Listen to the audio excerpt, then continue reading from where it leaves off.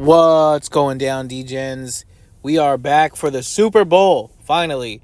It's just a couple of days away. And guys, I want to give you a very unique, different way of playing this game that I have not heard anybody talk about. I don't think it's really a big play, but just something to look into. So, right now, the line is still San Francisco -2. It's pretty much been that since the open. I know some places had it -2.5.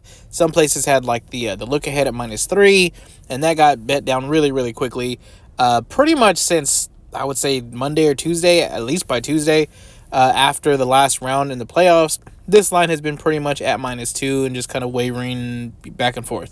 So right now, just to give you an idea, and this is per picks wise, so I know some of this is, take it with a grain of salt because some of it is going to be a little off. It can't give you, who's going to define sharp and not sharp and all that kind of stuff. So the lines are, though, the 71% of the bets are coming in on the Chiefs, and 73% of the money is also coming in on the Chiefs.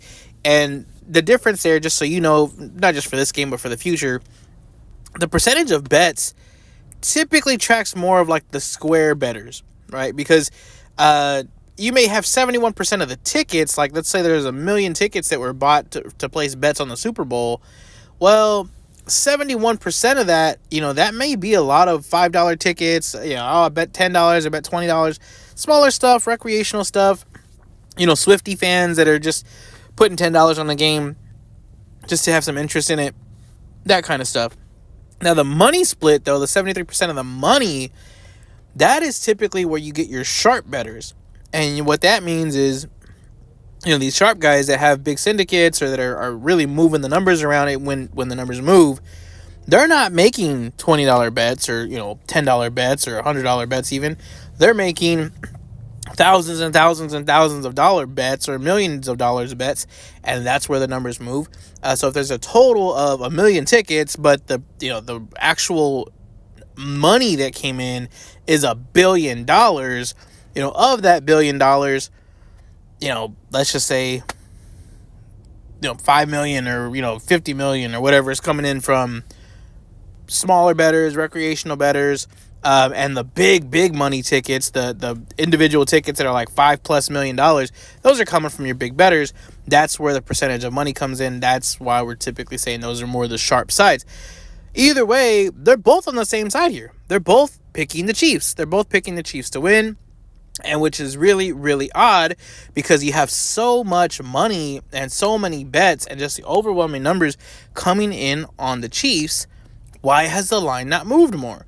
Typically, if the action is this one-sided, where 73% of the money is coming in on one side, we get a shift in numbers, right? We go from +2 to +1.5 to +1 to eventually get a pick 'em, or even flipping the odds to the other side because it's just so one-sided. And really, at a 2, it's not a super, it's not a key number at all, really. The 1 is definitely not a key number because if you go to 1, then it's going to just, pretty much just be a pick 'em. And then the odds in the money line is not going to be very different. So to go from a +2 to a -1 is not huge. And when you do see it, regular season, it happens time to time. But you haven't really seen any moves. So what does this say? Well, this tells us that the books are making a stand on the 49ers. Either that or they're expecting even more money to come in last minute with the Chiefs, and I believe it. You're going to have a lot of last-minute bettors, guys, betting the day of, people that are just interested in the game for that day. And, it happens. So maybe we will see some very late last-minute line movement. But the point of all this is to say that everybody's pretty much betting on the Chiefs. And the books, up to today, have said we are betting that the 49ers are going to cover this game. The 49ers are the side that the house needs to win so that they can get their money and they can have the biggest, most profitable day. Don't get me wrong. They're going to make their money. Even if the Chiefs win, they still got their prop bets, their long shot bets, their parlays, their teasers. They're going to make their money. But to have the most profitable day, they are just outright telling you we need the 49ers to win. If they don't win, we're going to, kind of get our ass handed to us here a little bit on the sides bets. And hopefully everything else will just kind of make up for that. Now, that being said, how should we play this game? Now, I personally am playing the Chiefs to win the first half. And I've even taken the Chiefs in the first quarter, Chiefs in the second quarter. Chiefs to win the first half. At that point, I'll, evaluate the game, see what's going on, maybe make a live bet on the 49ers. Hopefully they are down at that point and I can get the Niners plus some points. That's the way I'm going to play it. But a safer way to play this, especially if you actually do like the Chiefs in this game, why don't you take a look at the stock market? And that's right. I said the stock market. If we take a look at the last couple of years, how have they fared when the team that wasn't getting the money, basically the underdog, right? And not technically the underdog, because in this case, just the underdog is actually the Chiefs. But when the underdog wins the game, or the team that is getting less of the money, when they win, how does the stock market do? I'm looking at DraftKings specifically. That's kind of where I would ask you to start as well.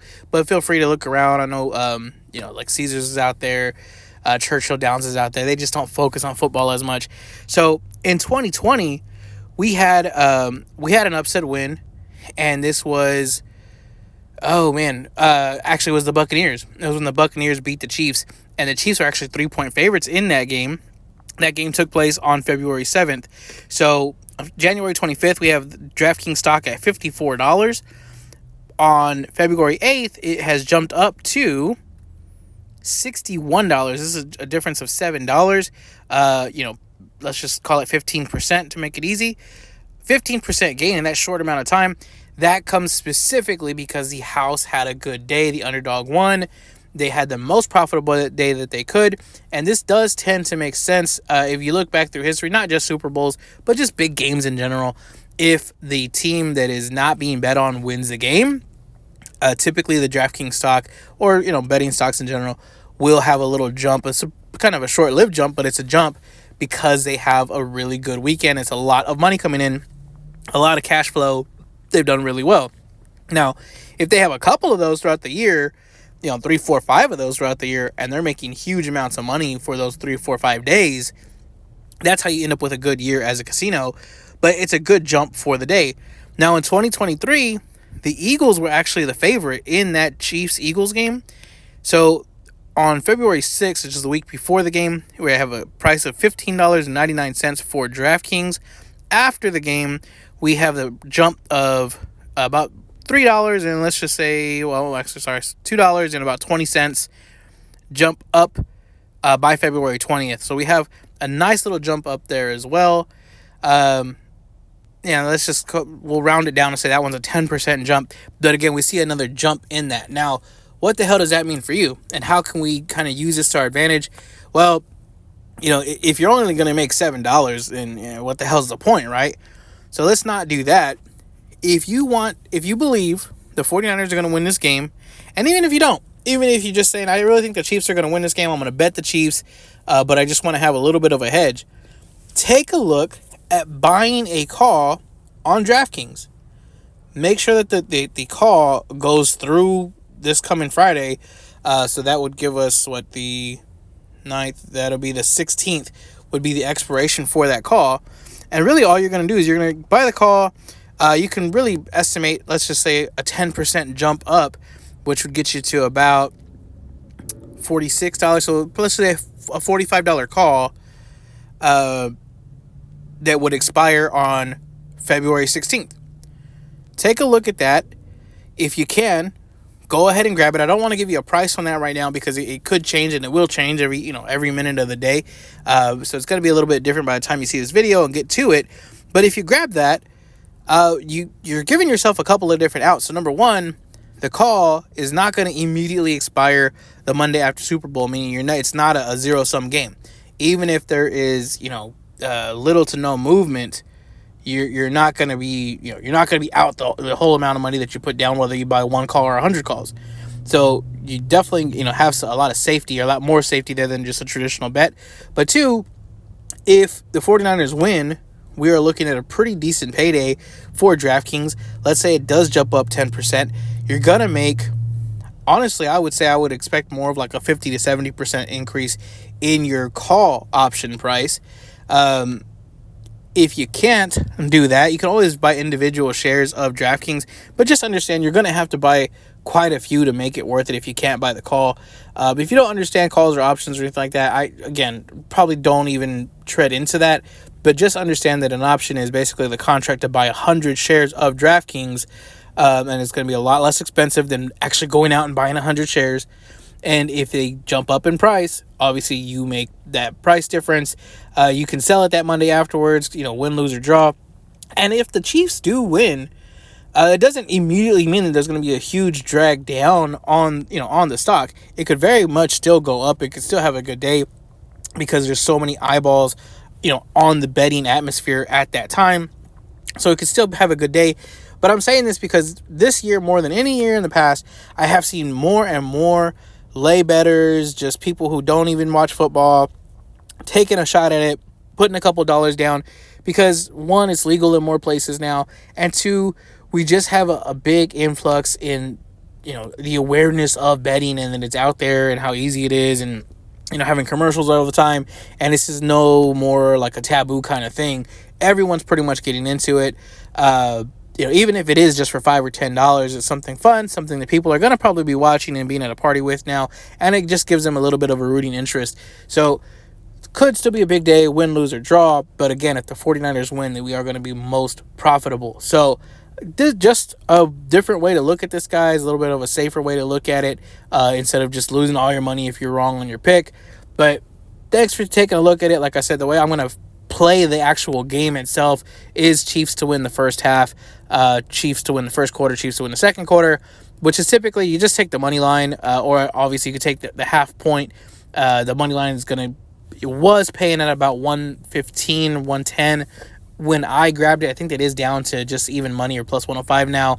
So it may be better to just take the plus a half a point for each individual quarter, especially the first quarter, and then take the either the money line or the points for the first half. But either way, guys, thank you again. Thank you for a great season. I'll speak with y'all soon. Have a good time.